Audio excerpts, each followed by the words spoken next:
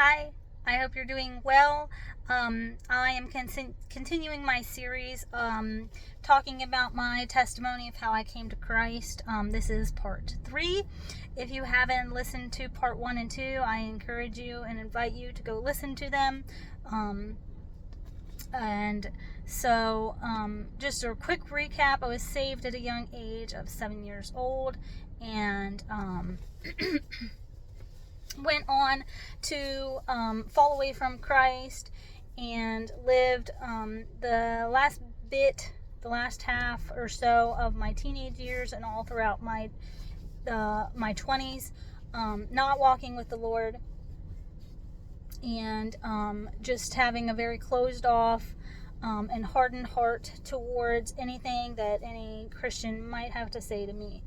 And so this part of my story starts when I was 33 years old, in November of 2021. So I had just turned 33. My birthday is in October.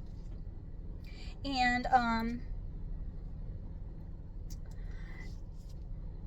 basically what it comes down to is God started talking to my heart.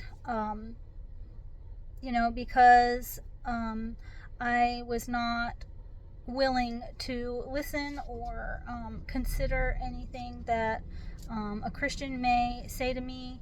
If somebody invited me to their church, I wouldn't even consider it. I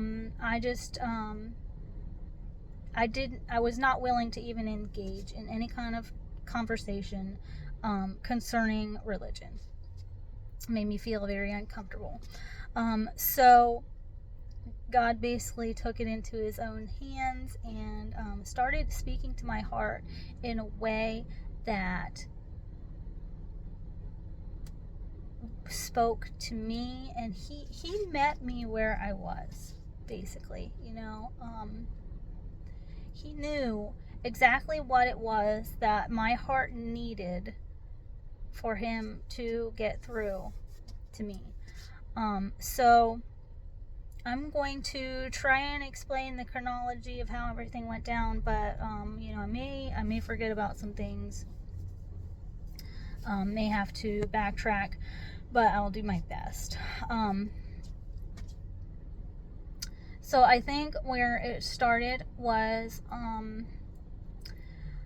my husband and we like to watch movies in the evenings after the kids are in bed, and one night he suggested we watch a movie called The End. And it's a comedy movie. It's one of those Seth Rogen and and the gang. They always kind of do movies together. If you know what I'm talking about, you know what I'm talking about. One of those movies, one of those comedy movies, but the basic premise of the movie is like an end of the world sort of situation with a heavy dose of comedy, and the rapture is in there, so on and so forth. So it's got some spirituality as well in the movie, but that sort of like kick-started my thinking about spirituality and all of that. If anybody remembers, November of 2021 was we were deep into the pandemic and everything that went down with all of that. So a lot of people were panicked during that time, and kind of considering like, what does this mean for the world, and yada yada yada. So watching that movie, it did, it got me thinking, things like, well, is this really the end? Is this really is there any truth to this silly comedy movie? And then slowly tiny little things would happen, and it's so wonderful the way that God speaks nowadays. You know, he doesn't come out of the clouds and have a booming voice and say, you know, this is what I want you to do. He speaks softly, and he speaks to our hearts. He has, you know, a one-on-one conversation with you, and it's just so still and quiet. So one of the things that he used to speak to me was, I don't even remember what it was. It must have been something that I was eating. But I just offhand made the comment, and I was speaking to my son. I just made the comment that, you know, like, this is heavenly. That's what I remember saying. I was explaining that something was heavenly, possibly the taste. Like I said, I think I was eating something. And my son, he looked at me and he said, what does that mean? What's heaven?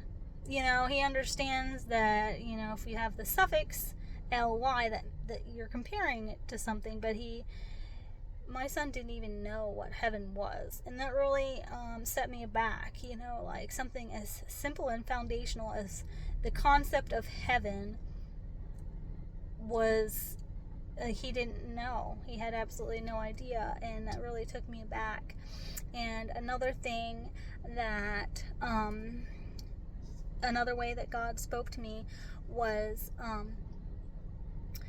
at that time, when I would put my daughter to bed, I would sing a song. She liked me to make up songs when I put her to bed.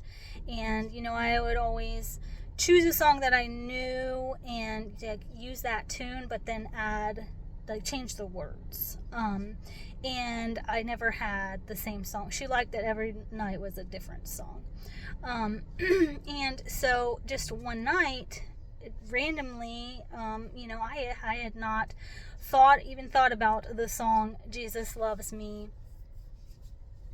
in, you know, like, over a decade. I had not even thought of that song, and it came out of my mouth.